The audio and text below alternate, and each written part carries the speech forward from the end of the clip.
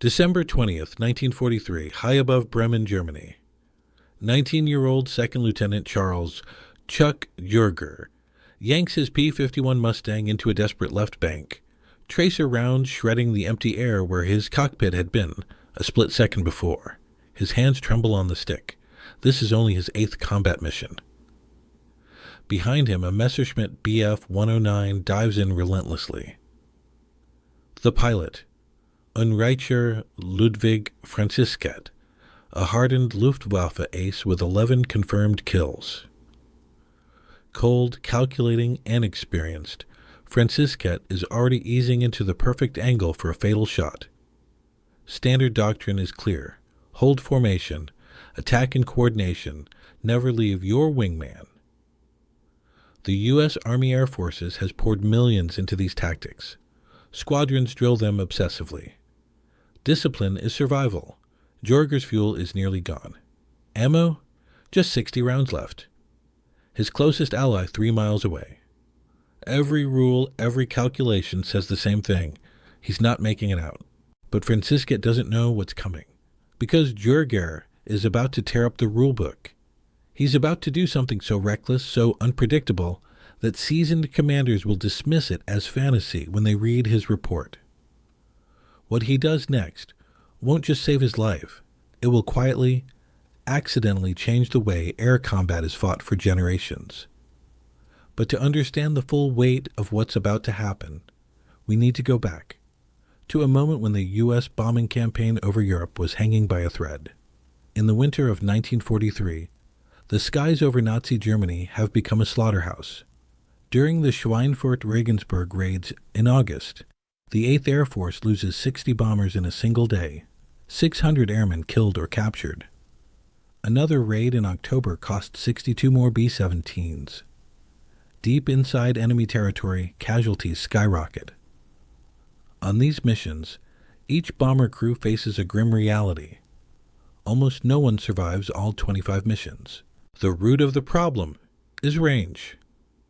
American P-47 Thunderbolts and P-38 Lightnings can only escort bombers to the German border. Then they must turn back. When that happens, the bombers are sitting ducks. Luftwaffe fighters descend in waves, tearing into formations with brutal precision. The obvious answer? Find a long-range escort fighter.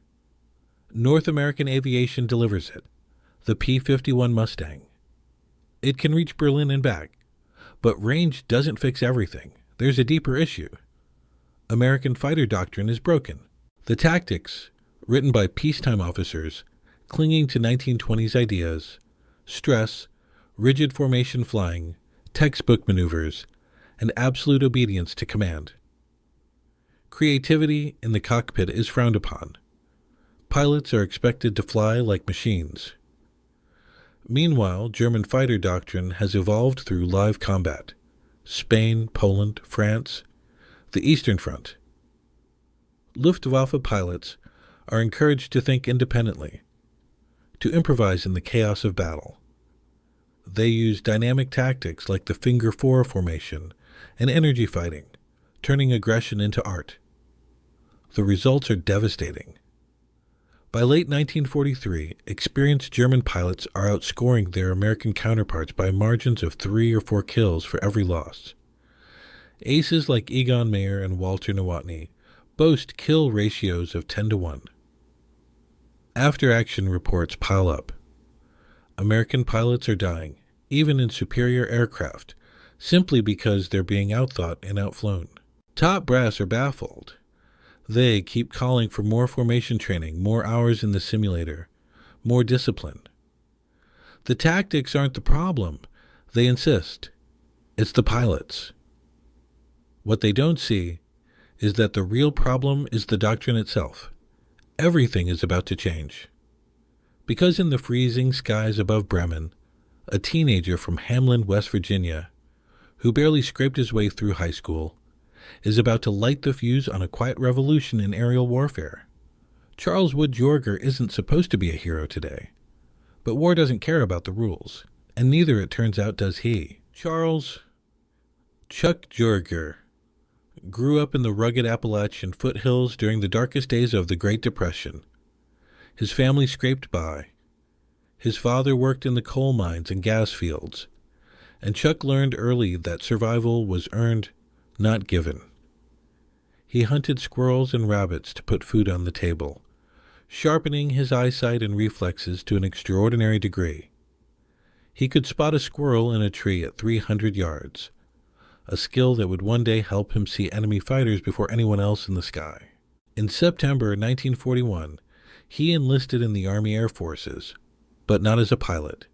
With no college education, no flying experience, and no elite connections, Yeager signed on as a mechanic, assigned to 10 P-39 Airacobras in the sweltering heat of Tonopah, Nevada. The war's demand for pilots, however, was about to outpace the supply. By mid-1942, combat losses were mounting fast, and the Air Force launched the Flying Sergeant Program, an emergency measure allowing skilled enlisted men to train as pilots, officer commission or not. Yeager didn't hesitate. He volunteered immediately. Few believed he would make it. His educational record was mediocre, and while his mechanical skills were excellent, flying combat missions demanded more. Lightning-fast reflexes, intuitive timing, spatial awareness that couldn't be easily taught.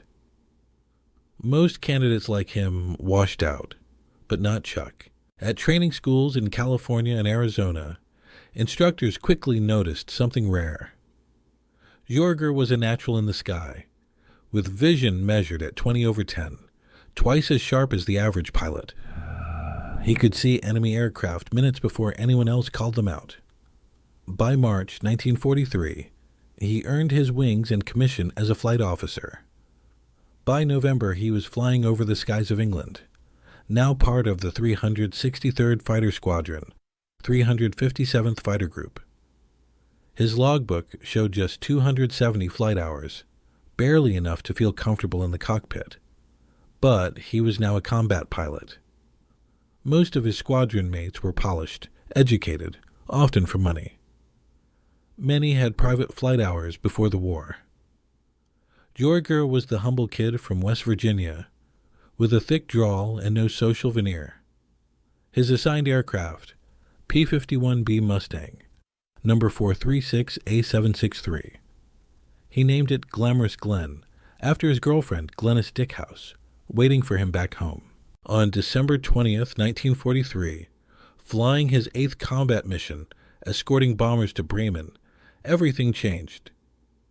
His turning point didn't come from strategy or careful planning. It came from sheer instinct, born in the hills of Appalachia. When a seasoned German ace locked onto his tail and Yeager faced certain death. Franzisket's Bf-109 unleashed a burst. Cannon rounds tore past the canopy, missing by inches. The Luftwaffe pilot was closing in for the kill, aiming to blast out Yeager's engine with a textbook deflection shot. Every fiber of his training screamed what to do. Stay high, hold altitude, execute a standard defensive turn, make for cover. The Mustang's strengths were best used at altitude. It was suicide to dive. Everyone knew the rules. A Bf-109 with its fuel-injected engine had the edge in negative G dives. American fighters weren't supposed to win in that scenario. But Yeager didn't play by the manual. Instead, he did the unthinkable. He rolled inverted and yanked the stick hard, plunging into a near vertical dive straight toward the German countryside 7,000 feet below. The wind howled as his Mustang screamed through 400 miles per hour, then 450. The wings vibrated violently, nearing the aircraft's structural breaking point. The negative Gs caused his vision to gray out. He was breaking every rule and surviving.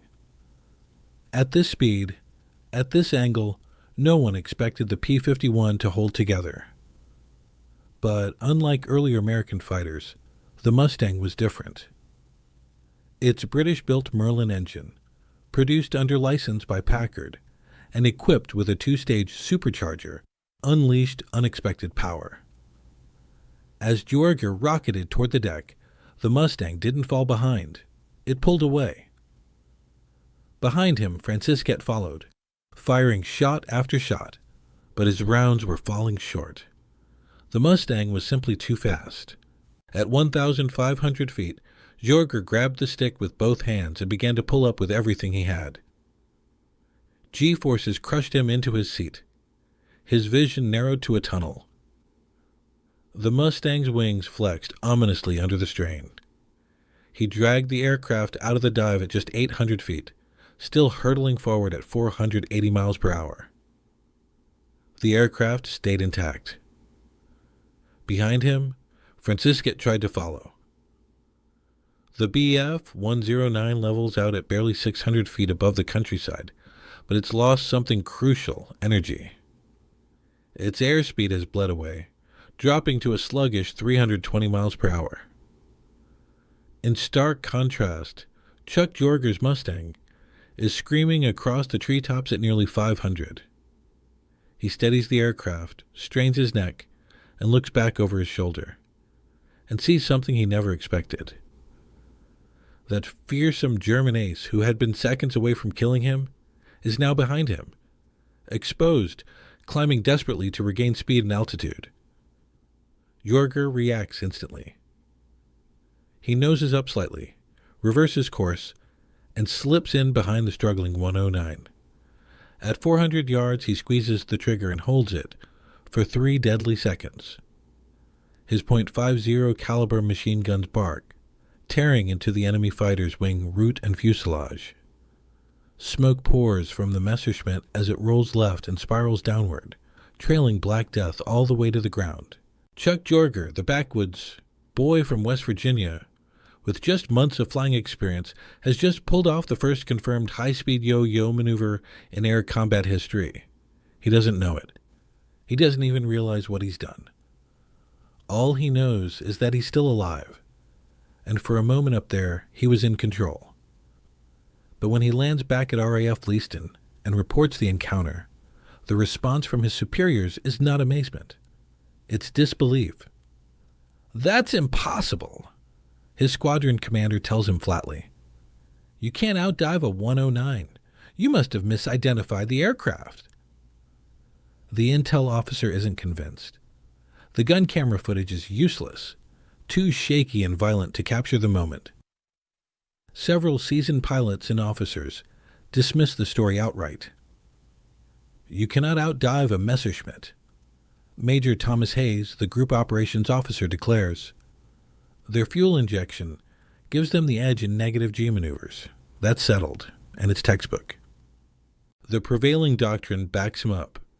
American fighters are supposed to stay high, protect energy advantage, utilize tight formations, and execute coordinated attacks. Diving away, especially beneath a German fighter, is flatly rejected in every tactics manual from tactical school. What Yeager did cuts completely against the grain, but then something starts to shift. Over the following weeks, other pilots begin reporting eerily similar stories. Lieutenant William Wisner narrowly escapes 2 FW-190s by diving almost vertically and living to talk about it. He, too, observes something strange. At extreme speeds, his trusty P-51 doesn't just survive, it dominates. Even more reports trickle in. Anecdotes become patterns.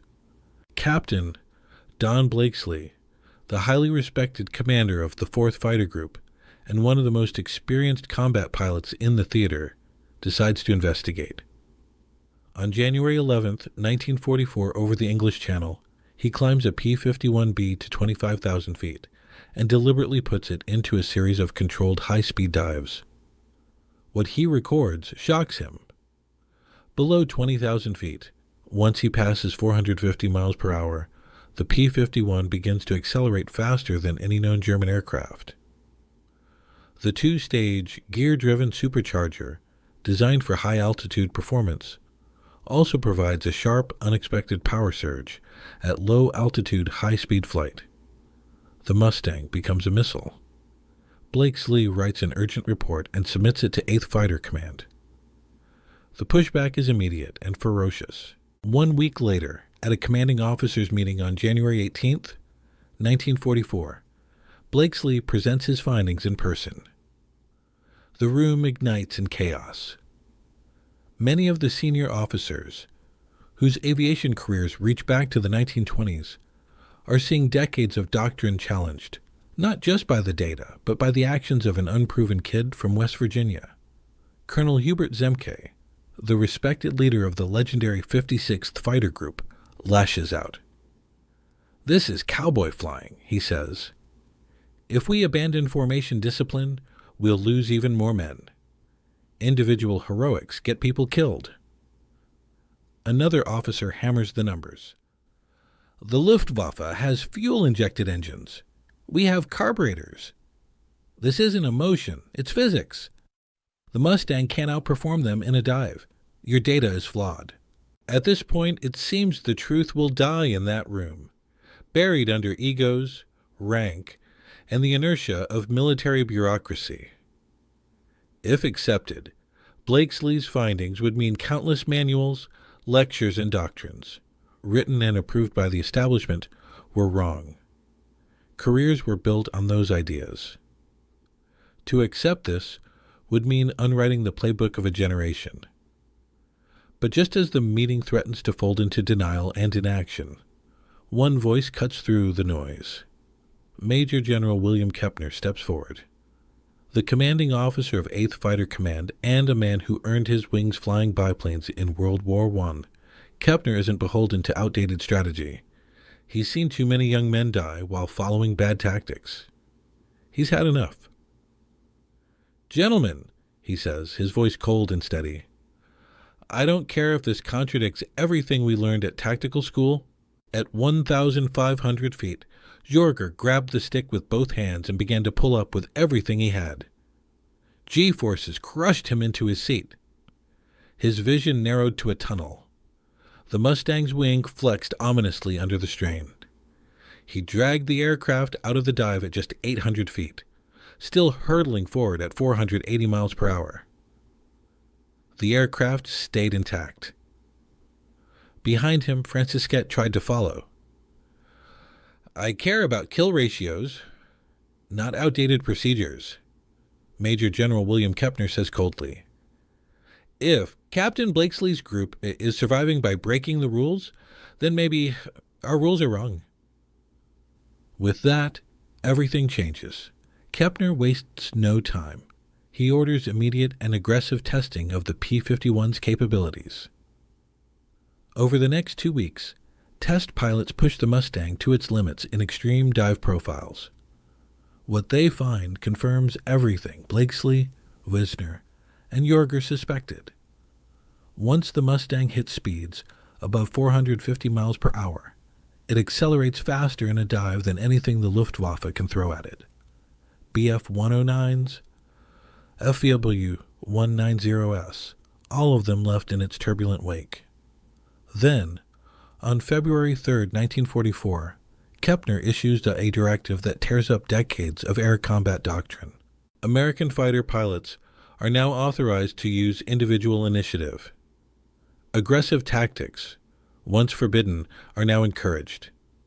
High-speed diving attacks, cleared for use. Formation discipline, de-emphasized. Pilots are ordered to exploit the Mustang's insane high-speed potential and to think like hunters rather than parade ground soldiers. The old guard is shocked. To them, this is aerial anarchy. But Kepner has the authority and, more importantly, the vision to override them. A new era of air combat has begun.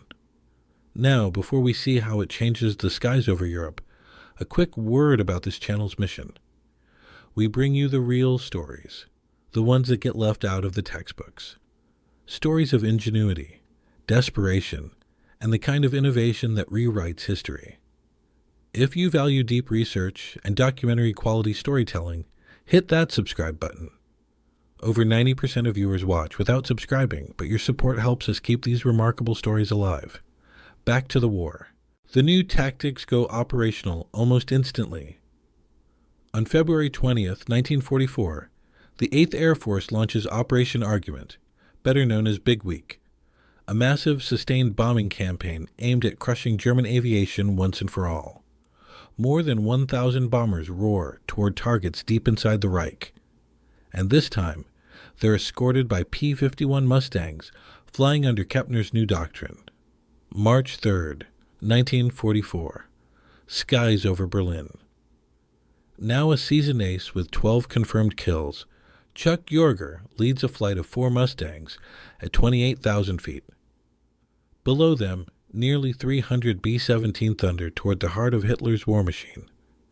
The Luftwaffe is rising to meet them. Bf-109 and Fu-190 from elite Jagdgeschwaders Ishah JG-3 and JG-11, some of the most experienced German units in the war, climb to intercept. Among them is Oberleutnant Heinz Baer, a legendary ace with a staggering 170 kills to his name. He commands a group of 4 Bf-109 G6 and begins a textbook climbing attack, aiming to dive into the bombers and wreak havoc. But this time, something's different. Yeager sees them first. His exceptional eyesight gives him a 30-second head start.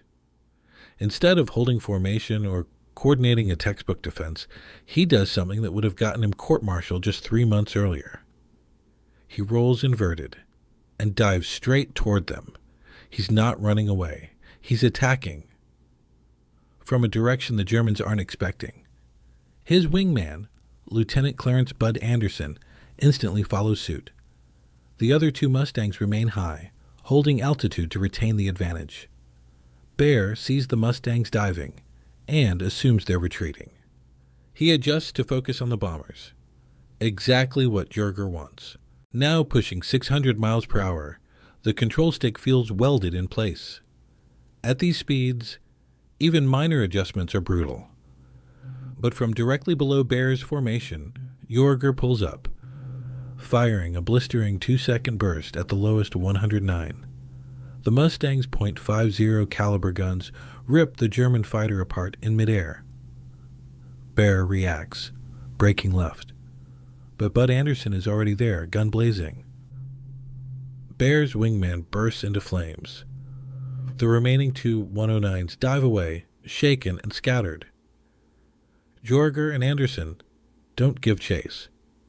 Instead, they pitch upward into a zoom climb, using their enormous energy advantage to reclaim their perch high above the bombers. The entire engagement takes just 45 seconds.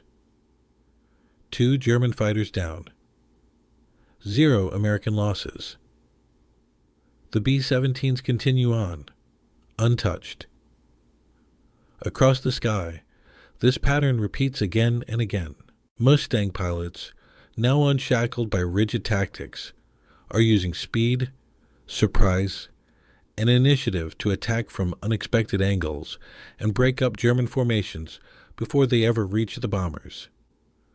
The Luftwaffe suddenly finds itself face to face with a new kind of enemy, unpredictable, aggressive, and lethal. And the results are undeniable. In January 1944, before the tactical change, the 8th Fighter Command's kill ratio against the Luftwaffe stood at 2.1 to 1. By April, after full deployment of the revised doctrine and energy fighting tactics, that number leaps to 4.3 to 1. By June, an astonishing 6.1 to 1. Even the Germans are taking notice. Veteran ace Oberleutnant Johannes Steinhoff, a man who survived the entire war, records in his diary, "At 1,500 feet, Yeager grabbed the stick with both hands and began to pull up with everything he had. G-forces crushed him into his seat. His vision narrowed to a tunnel. The Mustang's wings flexed ominously under the strain. He dragged the aircraft out of the dive at just 800 feet, still hurtling forward at 480 miles per hour. The aircraft stayed intact. Behind him, Franciscat tried to follow.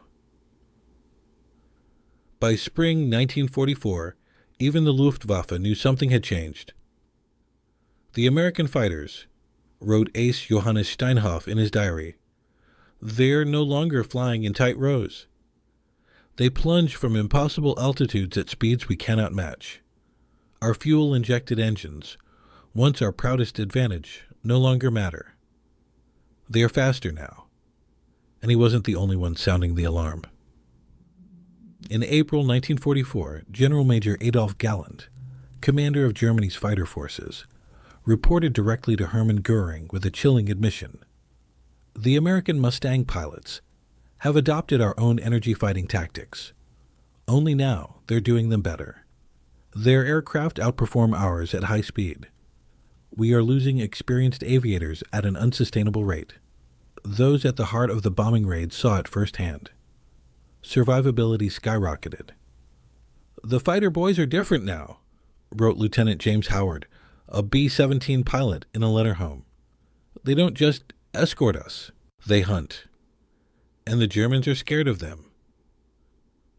Then, on May 8, 1944, Lieutenant Charles Yeager faces perhaps his toughest challenge yet. High over Brunswick at 24,000 feet, he encounters Hauptmann Georg Peter Eder, an ace with 36 kills, flying Germany's fearsome Bf-1 09G-10, the latest model bristling with upgrades. Eder holds the altitude advantage and begins a diving attack. Yeager doesn't hesitate. He flips his Mustang into a head-on pass. Both pilots fire.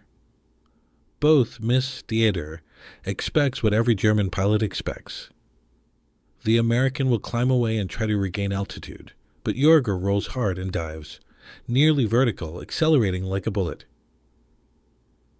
Eder follows, confident in the 109's legendary dive performance. But what he doesn't expect is how fast the Mustang is building speed. At 550 miles per hour, Yeager suddenly hauls back and reverses. He pulls out from the dive and loops back into a perfect attack position. Eder tries to follow, but the G-forces are brutal. His vision grays. His pullout is shallow. When his sight clears, Yeager is already behind him, 400 yards and closing fast. A burst of .50 caliber fire hits the German fighter's engine and left wing. Smoke erupts. Eder limps home, managing to land, but the aircraft is totaled. After the war, Eder would write, "The American pilot who damaged my aircraft on May 8, 1944, executed maneuvers I thought were impossible. He dove away from me and somehow ended up behind me. Our intelligence briefing said this could not happen. We were wrong." By June 1944, the Luftwaffe is in collapse. Their losses of veteran pilots are staggering. For every ace who falls, a green recruit replaces him, boys with little experience, some having flown only a few hours before entering combat. Many die on their first mission. The U.S. 8th Air Force, once battered and bloodied, now dominates the skies. Air superiority over Germany isn't just a hope, it's a fact, and the numbers don't lie. In October 1943, bomber loss rates exceeded 20% on deep missions. By June 1944, with new tactics in place, losses dropped below 4%. Thousands of bomber crew members survived missions that would have been death sentences months earlier. The legacy of what fighters like Yeager accomplished is personal and deeply human. After the war, a former B-17 pilot, Lieutenant Robert Morgan, tracked down Yeager at an air show. He had survived 30 missions over Germany. He looked Yeager in the eye and said, "Based on 1943 loss rates, my crew figured we should have gone down on Mission 8. We flew 22 more after that. And because of you, because of the way you and your squad did the impossible, we came home. My kids exist. Because you figured out how to keep us alive." But Yeager's contribution didn't end in 1945. After the war, he became a test pilot, a new kind of battlefield where science, speed, and survival collided. On October 14, 1947, Charles Chuck Yeager pushed the Bell X-1 past the sound barrier becoming the first human being to fly faster than sound. The techniques he learned in combat, energy management, high-speed handling, the instinctive feel for airflow and inertia, became the bedrock of supersonic flight. He flew 64 combat missions, notched 11.5 victories, was shot down once, evaded capture in occupied France, returned to his squadron, kept flying. He retired in 1975 as a brigadier general, and through it all, he never took credit. "I wasn't trying to invent anything," Yeager wrote in his autobiography. "I was just trying not to die. If that helped someone else survive, then I'm grateful. But I didn't figure anything out. I just reacted." But what he accidentally pioneered, what started with a desperate dive over Bremen, has become the foundation of modern aerial combat. Today, every fighter pilot in the United States Air Force, Navy, and Marine Corps learns the principles Yeager helped reveal. Energy fighting, using altitude to gain speed, trading speed for position, turning gravity and velocity into weapons. It's now a fundamental pillar of air combat strategy. It keeps pilots alive. It turns underdogs into predators. And it started not in a classroom or a command post, but in the cockpit of a Mustang named Glamorous Glenn, hurtling toward the ground at 500 miles per hour, flown by a kid from the hills of Appalachia who dared to break the rules and rewrote history in the sky. At mast 1,500 feet, Yeager grabbed the stick with both hands and began to pull up with everything he had. G-forces crushed him into his seat. His vision narrowed to a tunnel. The Mustang's wings flexed ominously under the strain. He dragged the aircraft out of the dive at just 800 feet, still hurtling forward at 480 miles per hour. The aircraft stayed intact. Behind him, Franciscat tried to follow. These aren't just tactics. They're the foundation of modern aerial combat. The P-51 Mustang, a machine already ahead of its time, becomes the perfect partner for the aggressive energy fighting style Yeager helped bring to life. North American aviation produces 15,586 Mustangs before the war ends. Together, they claim 4,950 enemy aircraft in air-to-air combat, more than any other Allied fighter. No plane flew faster, farther, or deadlier in the skies over Europe, and, within that force, one unit stood above all, the 357th Fighter Group, Yeager's own squadron.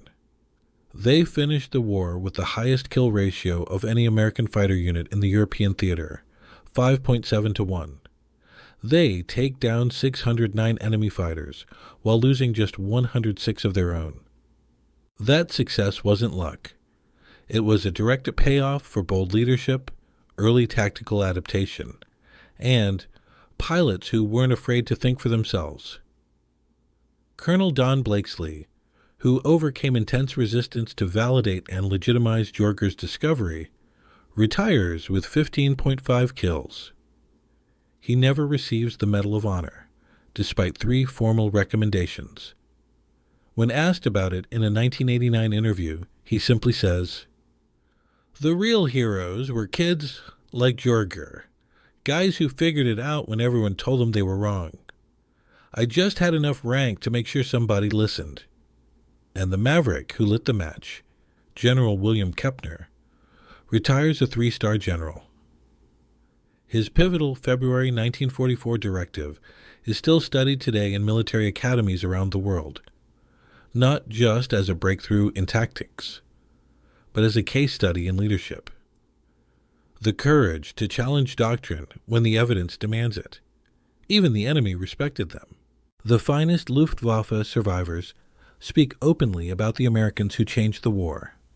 In 1977, General Johannes Steinhoff wrote, "By mid-1944, the American fighter pilots had surpassed us in courage, in tactics, and in adaptability.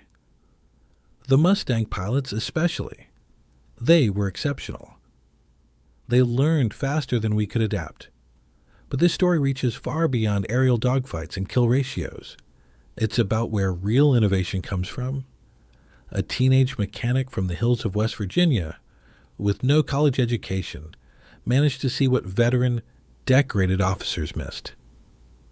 And the system, the institutions built to preserve order and expertise, almost rejected that discovery. Why? Because it broke the rules. So, ask yourself, how many innovations have been lost because they came from the wrong person? How many truths have we ignored because they didn't fit the official narrative? How many lives, how much progress, have been delayed simply because an idea didn't come from the top? Charles Yeager passed away on December 7th, 2020, at the age of 97. The New York Times called him the most famous test pilot of his generation. They recounted the day he broke the sound barrier. They praised his combat record, but they didn't mention the thing that may have mattered most, that he quietly, accidentally, and permanently revolutionized modern air combat by doing something that every expert he had ever known said was impossible. Because sometimes, the greatest innovations don't come from careful planning or expert design. Sometimes they come in a split-second decision from a desperate young pilot 20,000 feet above enemy territory who simply wants to survive. And sometimes those breakthroughs aren't made by insiders polishing doctrine, but by outsiders who never learned what wasn't allowed. Charles Yeager never set out to change history. He just wanted to survive his 8th mission. That he did so by breaking every rule in the book, and in the process saved thousands of lives, is what makes his story not just remarkable, but worth remembering. So, Chubb, next time someone says, "That's impossible," because it contradicts what's written in some dusty manual somewhere, remember the 19-year-old from West Virginia, too inexperienced to know he couldn't outfly a Messerschmitt. And because he didn't know, he did it anyway.